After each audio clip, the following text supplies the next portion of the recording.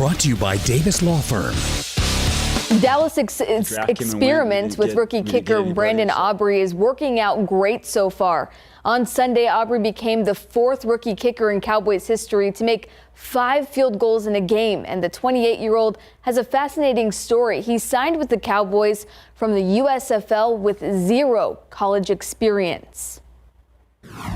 The draft came and went. We didn't get anybody, and so I think the goal for our whole organization was to find hopefully a longer-term answer. And you're taking a chance for sure, because there's not a lot of tape on him, except for at that point it was about a season and a half worth of USFL film.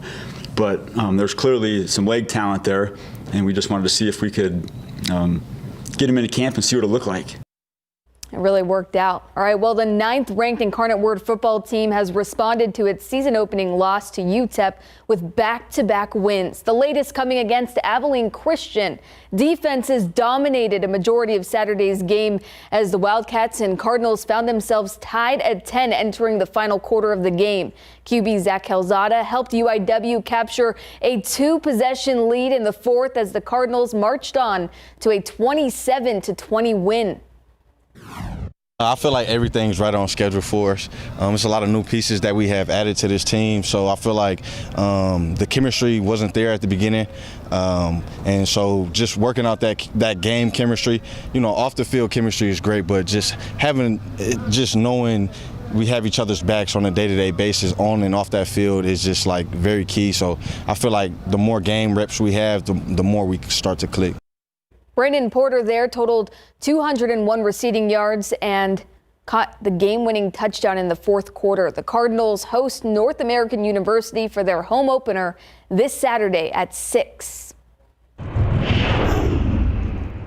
thought Josh, he looked good, played a good third base, hard contact. Doley, he did get a walk there. It looked like he saw the ball really well in that at bat. But he's missed some time. So hopefully he gets it going here soon. Texas Rangers manager Bruce Bochy got 2 of his all-star players back in the lineup last night with Josh Young and Adolis Garcia. Unfortunately, it was not enough to spark the Rangers, who fell to the Boston Red Sox 4-2 in their 4th loss in a row.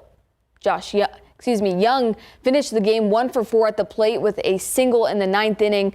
The rookie third baseman had been out 6 weeks since fracturing his left thumb. Prior to that, Young was a leading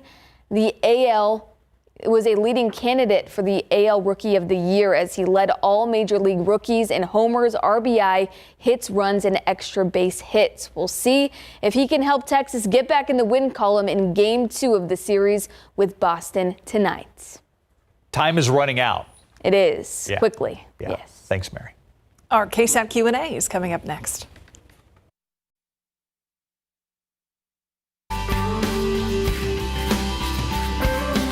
You've heard us talk about this Saturday. Coming up is the Head for the Cure 5K to raise money for brain cancer research. It is something that is very near to us.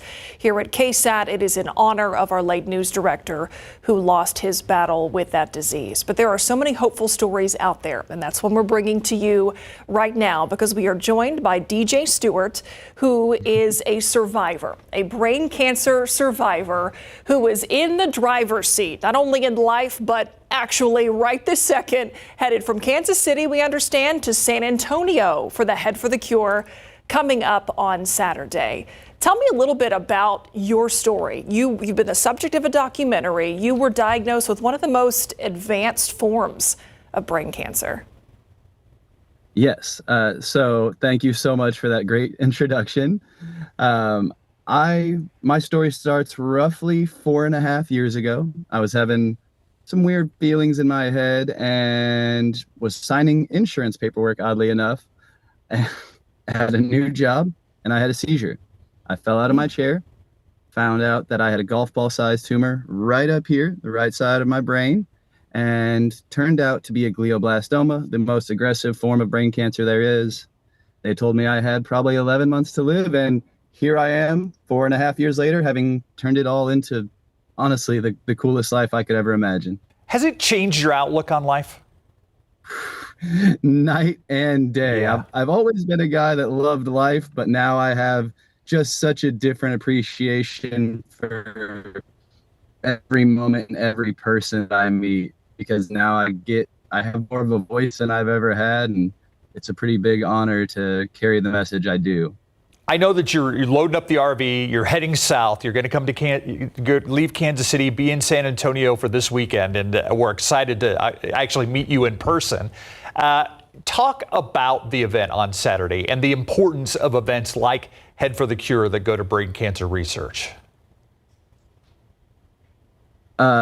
Absolutely. I could talk about this for hours, but I will condense it down. The Head for the Cure 5Ks are unlike anything I've ever participated in, especially if you're a part of that, unfortunate community, because it truly is such a beautiful event. People like to say early on in a diagnosis, you're not alone. It's very easy to feel alone. You come out to these events and you truly see that you're not alone. And it's not a sad thing. It's not people mourning. If there is remembrance, it's positive remembrance. And more than anything, it's a party. It's a celebration. You'll see costumes. You'll see kids in scooters, bubbles, everything. It's a truly unbelievable experience. You can see from the video here. Yeah, we've got some of, our KSATers in their Team Boyle black T-shirts. And I love that you talk about the event as not only something that is incredibly important and raises money for critical research, but it's a party, because it does feel like a celebration when you're out there. And in your diagnosis, through your journey, how important was it to have that kind of positivity in moving forward every single day through that process? It was absolutely essential, absolutely life-changing for me. I've always been, outgoing and, like I said earlier, a positive guy that enjoyed life. But early on, it's so hard to not go down these deep, dark holes, whether it be on the internet or whatever it may be that you hear in the news, or what caused this or that and the other. And that's just not something that's the focus of Head for the Cure. I went to my first race and I met people living their absolute best lives. And this would just happen to be something, it's something that you live with, not that you live in. Our former news director, Jim Boyle, died of brain cancer. He also had glioblastoma, but he was a fighter. I mean, throughout the entire thing, he was a fighter. And his family's carrying on his legacy through research, through trying to find a cure, through trying to make sure other people have a better outcome than he did. And there are more people like you that are brain cancer survivors. Are strides being made, and how important is money in this whole thing? Money is by far the most important thing when it comes to funding the research. There are people now more than ever that are looking for a cure, but up until, just recently, that wasn't necessarily the norm. It is one of the most underfunded, under-researched cancers that takes every type of person, every type of, age, everything there is. And so we need to find a cure. And that's why these events are so important, because every dollar raised at this event in San Antonio is going to hospitals and patients and caregivers in San Antonio, dedicated right there in the community. And that's what's so important about the real mission of Head for the Cure, is finding a cure for this so there can be more stories like mine and millions of others. Mm-hmm. DJ, we're honored to share some time here with you this evening, wishing you a safe road trip down here to San Antonio, and we'll see you on Saturday. I can't wait to meet you both. Let's have a great time. We'll celebrate together. DJ Stewart, see you thanks. Saturday. Appreciate you. We'll be right back.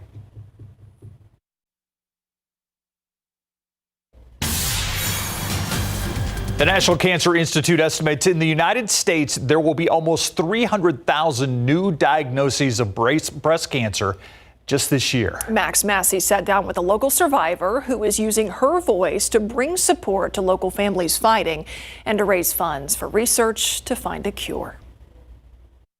All I could think of, because when you get that diagnosis, you think you're going to die. So I'm trying to plan in my head who's going to raise my sons. They're very close to me. July 28th, 2017, a day Donna Dennis will never forget. She tells me that I had breast cancer. And I was really quiet. I just kind of sat there because I'm a single mother. I have two boys. My oldest was going to be a senior, and then my youngest was going to be a sophomore. That day was the start of a long journey for someone who lived an incredibly athletic and active lifestyle and was seemingly healthy. I was a member of the 1984 Olympic team, and so I've always stayed active. And, until my knees would let me run. Donna went from setting track records in college, representing our country in the Olympics, and moving each and every day to fighting for her life. First, I had chemo, then I had my surgery, and then I had radiation. It was far from easy, but she stands with us today, smiling from ear to ear. Right now, I am 6 years survivor. And now she's using her story to advocate for others. I went through a dark tunnel. And when I say dark, I mean dark. So as a survivor now, I want to help other women that are going through this to say, you have to understand that you're going to go through this dark. I had nobody there for me, no one to tell me this. So I want to tell other people, you're going to go through this dark tunnel, but you will come out on the other end.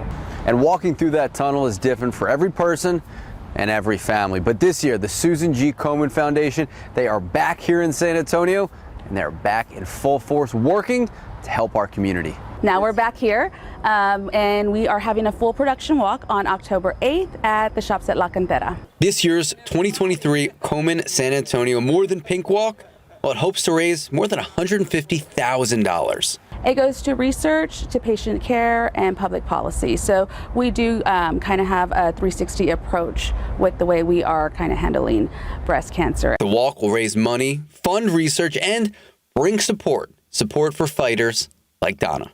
We need support.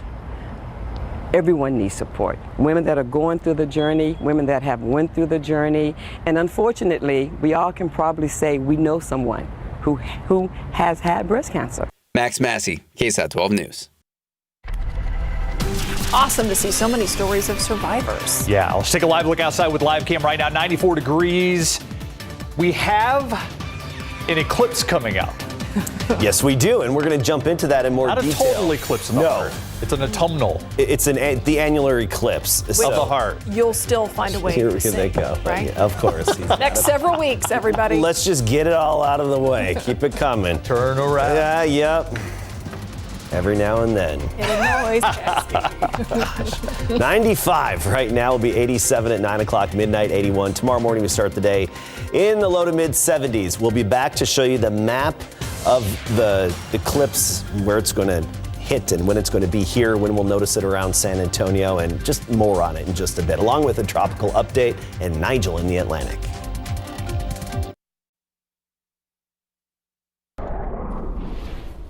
All right, the countdown is on for Steve's sing-along. Yeah, it is. I've got one to add to it. Oh, okay. Yeah. How do astronauts cut their hair? Eclipse it. Nice. I get it. Yeah, we got it. Nice. Glad you got that. Not much enthusiasm for your No, part. it is. Well, I mean, I'm giving him the treatment he usually gives me. Exactly. No, mine's more like this. Okay, let's get to the countdown and then I'll show you the map. We're 25 days out from our October annular eclipse. San Antonio's going to be a great spot to view this. You don't have to travel outside of town. Saturday, October 14th, if you haven't already, definitely mark your calendars. The moon is going to move in front of the sun. We will not reach totality here, so we will have a ring of fire around the moon there, so you cannot view this with the naked eye. You have to have the special glasses or a pinhole projector in order to see it. So here's a look at the timing as it gets into West Texas. We're talking 11:45 Odessa, Midland, and this is where the annularity is going to be at its peak. And then it heads into the Hill Country and San Antonio. Notice 11:53 a.m. Utopia, Bandera, Uvalde, Hondo really at the peak, and around San Antonio. Our peak for the annularity is 11:54 a.m. and it's going to last around 4 to 5 minutes is how long that's going to last. Again, you have to have the glasses on. In April, when we have the total solar eclipse, that's a different story. We'll cover that as that time nears. Anyway, Even along the Gulf Coast, Corpus Christi down to the Landcut, Baffin Bay, and up toward Rockport, Fulton will be good viewing for this as well. Good relative to having a clear sky.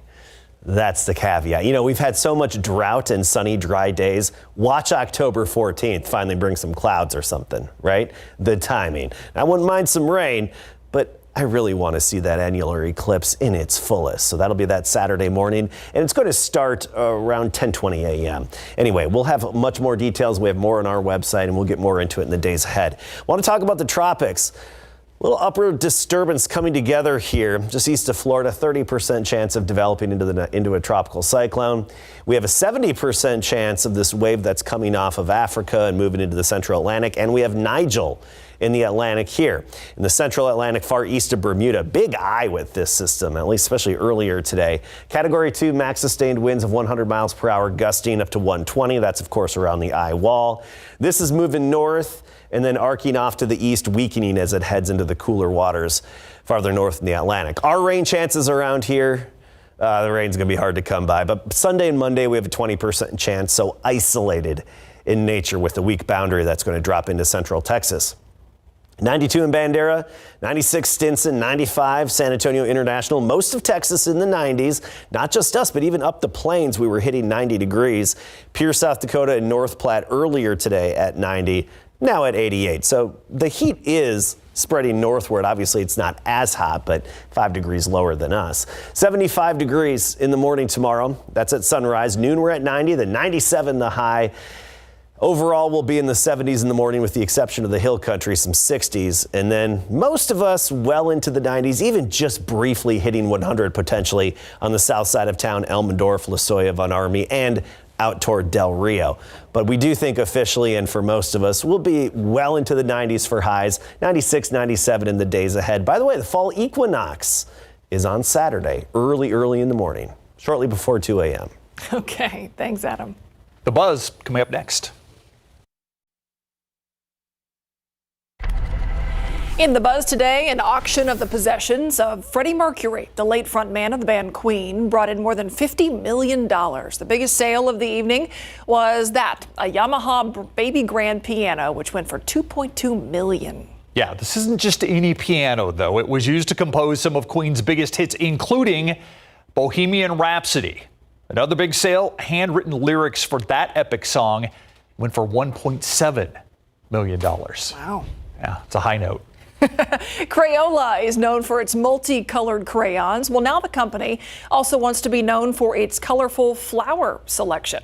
The crayon maker announced the launch of Crayola Flowers. That's an online flower shop that sells bouquets and boxed flowers. All right. But the new shop also has a higher purpose. The company says the site will double as a fundraiser platform, with 10 to 50% of sales going to charity. Nonprofit organizations can use the floral storefront, too, as part of their own fundraising campaigns. They are truly thinking outside of the crayon box. I think that's pretty cool. We'll be right back. All right, looking ahead, pretty straightforward the rest of this week. Rinse and repeat, sunshine, 70s in the morning, well into the 90s in the afternoon. Just an isolated shower or two possible later on Sunday, and then again Monday afternoon and evening. We'll be fine-tuning that forecast. Check back for updates. Rinse and repeat, but not with any rain. True. Yeah. Thanks for watching. Dry and re-dry. Dry rinse.